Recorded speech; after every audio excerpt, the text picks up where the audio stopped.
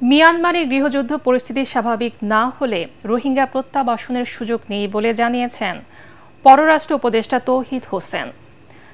অন্যদিকে মানবিক করিডোর নিয়ে কোনো আলোচনা বা চুক্তি হয়নি বলে সাব জানিয়েছেন জাতীয় নিরাপত্তা উপদেষ্টা ডক্টর খলিলুর রহমান। রোহিঙ্গা ইস্যু নিয়ে রাজধানীতে এক সেমিনারে এসব কথা বলেন তারা। এ সময় নিরাপত্তা উপদেষ্টা বলেন, বাংলাদেশ যখন চীন এবং যুক্তরাষ্ট্রের সঙ্গে সম্পর্ক জোরদার করছে, ঠিক তখনই নানা প্রোপাগান্ডা ছড়াচ্ছে ভারত। বিস্তারিত জানাচ্ছেন সৈয়দ রিয়াজ। একদিকে আলোচনা চলছে রোহিঙ্গা প্রত্যাবাসনের, অন্যদিকে মিয়ানমারের অভ্যন্তরীণ সংঘাতের ফলে আবারও নিরাপদ আশ্রয়ের জন্য বাংলাদেশে আসছেন রোহিঙ্গারা। শনিবার পর্যন্ত কক্সবাজারে আরও ৫,০০০ রোহিঙ্গা অনুপ্রবেশ করেছে। এ নিয়ে নতুন রোহিঙ্গার সংখ্যা দাঁড়িয়েছে ১,১৮,০০০।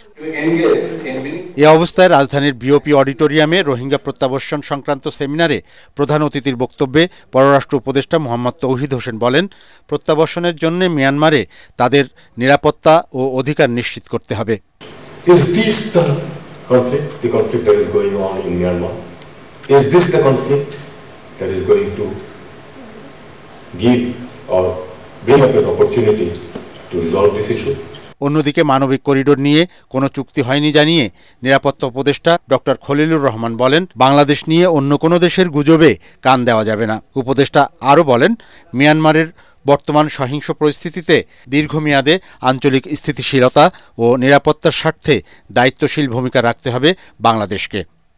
সৈয়দ রিয়াজ, এটিএন বাংলা, ঢাকা।